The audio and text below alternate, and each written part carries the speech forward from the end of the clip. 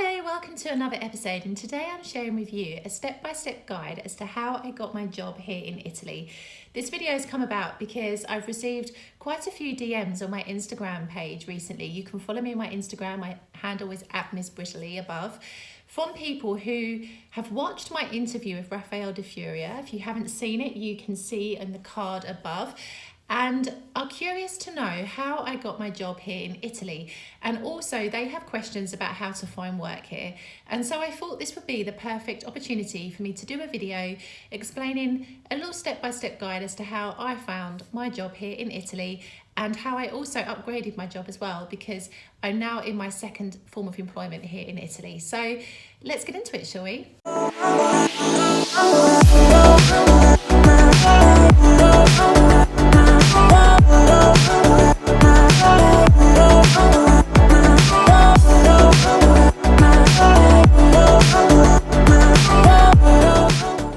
So the first thing I want to say before we begin is obviously I moved to Italy in 2018. This was pre-COVID, pre-Brexit.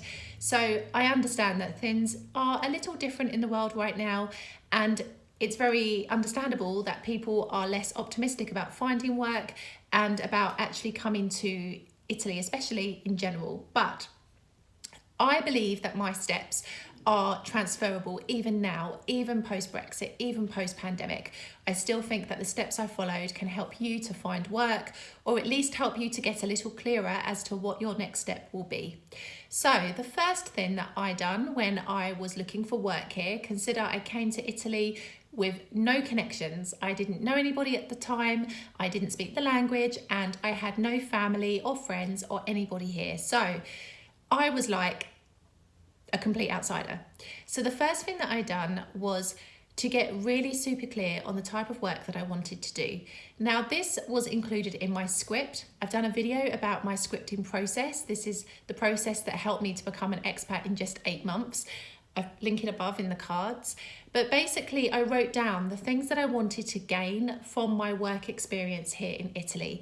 And they were things like, I wanted to be immersed in the culture. I wanted to meet people. I wanted to have a job where every day there would be variety and different experiences.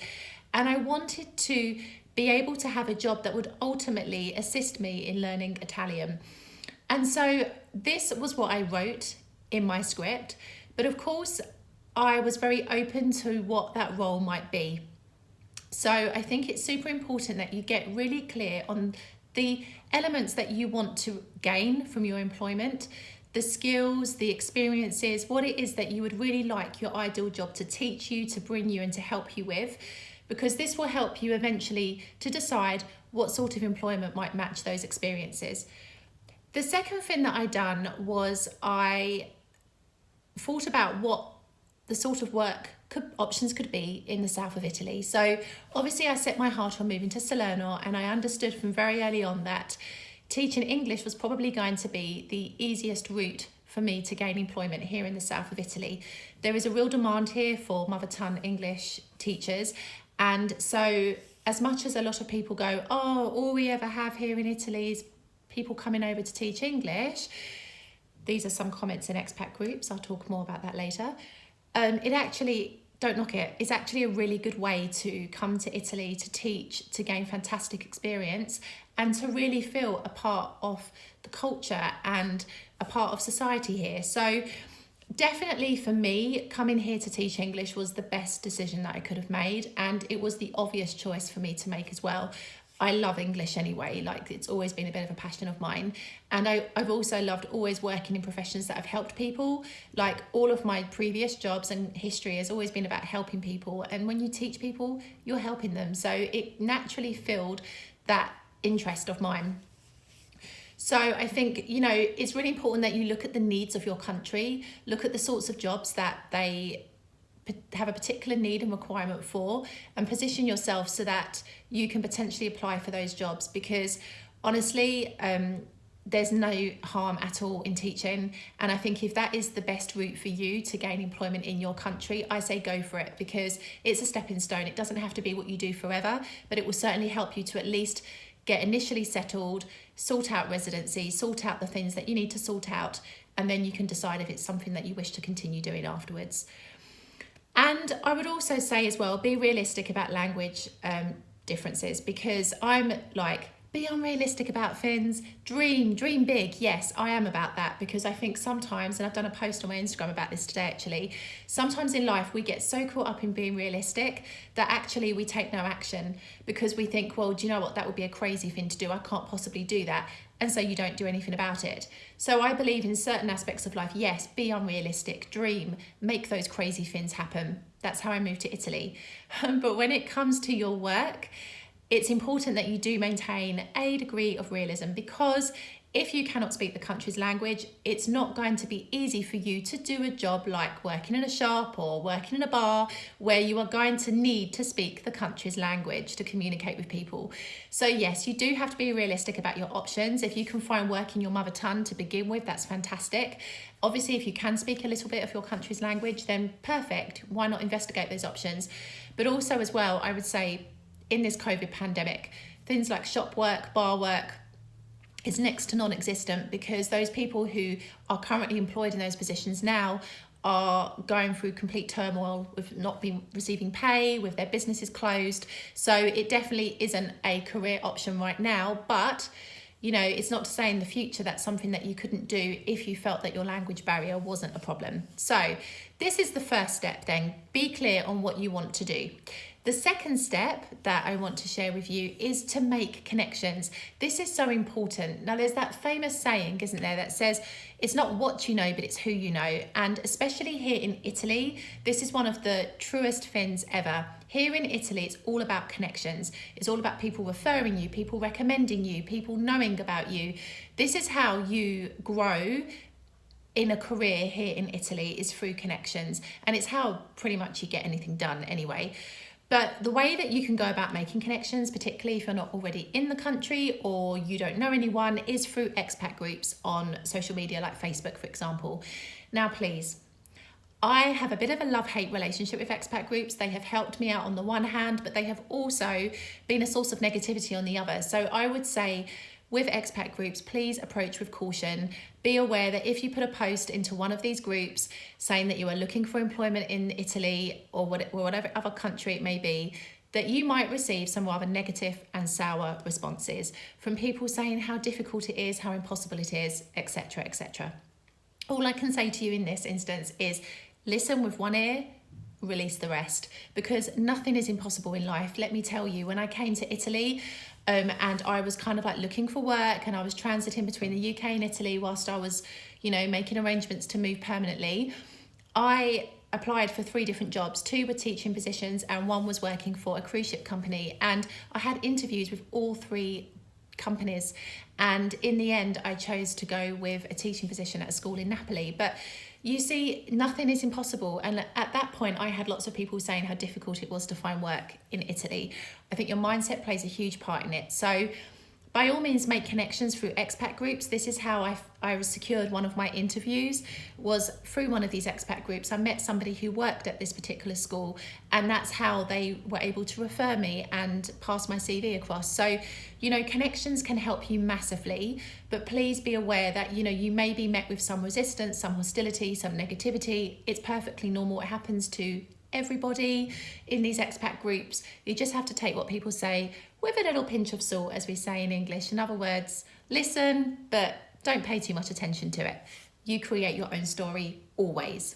Which leads me really nicely onto point number 3, which is put yourself out there. So this means emailing companies. Now, I'm going to talk a lot about schools because obviously this is my personal experience. This is what I done.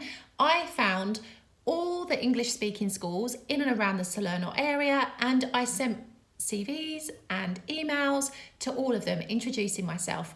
I put myself out there. People do not know about you unless you tell them about you.